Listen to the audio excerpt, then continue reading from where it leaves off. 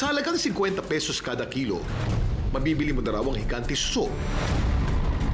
Hindi mo madali makukuha yan eh. Kunting pagkakamali mo dyan, may ilagay sa peligro yung buhay mo. Pero kung may kakambal kang swerte, may tsansa rin daw na may laman pa itong perlas na umaabot sa milyong pisong halaga. Ito ang binga kung tawagin ng mga lokal.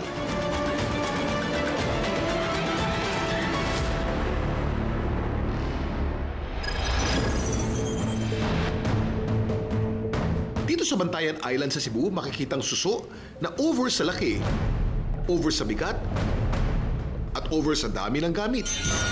Ang higanting sistine na ito ay tinatawag na binga ng mga Bicolano at Bisaya. Ayon sa National Museum of the Philippines, may haka-haka na ginamit ito bilang mangkok o bowl dahil sa lalim ng mga shell nito.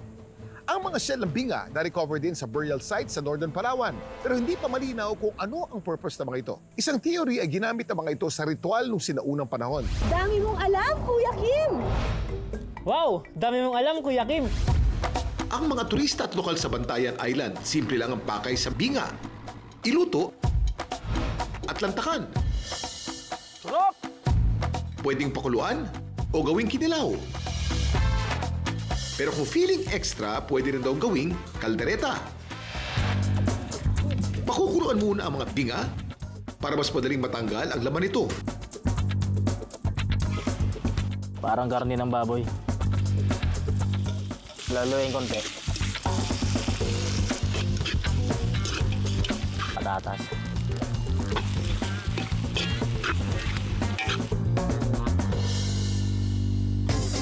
Kung ano yung lasa ng kalderetang baboy, ganito rin yung kalderetang binga, mga kapatid. Sarap. Para siyang saang matamis-tamis na medyo alat-alat. Pag kinagat mo ay malambot, pero solid. Yummy, yummy! Matatagpuan ang binga sa Southeast Asia at Western Pacific. Ang isang piraso nito ay mahigit 1 kilo ang bigat. At ang pagkuha nito hindi biro at pwede pang maging buwis buhay dahil ang mga binga matatagpuan sa malalim na parte ng dagat. Kaunti lang daw ang nangunguha ng binga. Kailangan pa kasi ng kompresor para maabot ito. Ibig sabihin, gumagamit sila ng improvised plastic hosepipes para makahinga habang nasa ilalim ng dagat.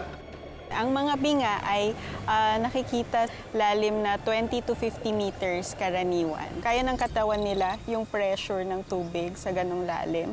So, yun yung dahilan kung bakit kaya nilang mag-survive doon. Nocturnal feeders mga binga o sa gabi lang lumalabas sa kanilang lungga para kumain. Carnivorous snails din sila dahil kumakain sila ng maliit na suso, scallops at iba pa mga mollusk. Ang dami mong alam, Kuya Kim! Ang malaking shell ng binga hindi lang nagsisilbing bahay na purong laman na pwedeng lantakan.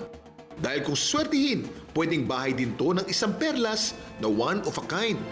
Sila yung isa sa mga snails na kilala na gumagawa din ng pearl. Kulay orange siya, katulad nung loob nung shell.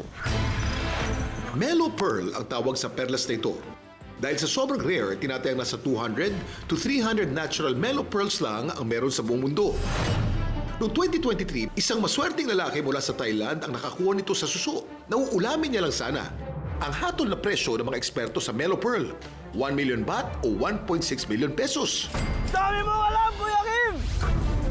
Dito sa Pilipinas, nagkalat ang mga binga sa Luzon, Visayas at Mindanao. Meron tayong 2 species ng binga dito. Ito yung Melo broderipi at ito yung Melo ethiopicus. Ito ay nakuha namin sa Guiniangan, Quezon. Ito naman ay idinonate sa amin at galing siya sa Basilan. Yan ang binga. May perlas man o wala, may tuturing pa ring swerte dahil sa presyo at lasa. Dami mong alam, Kuya Kim!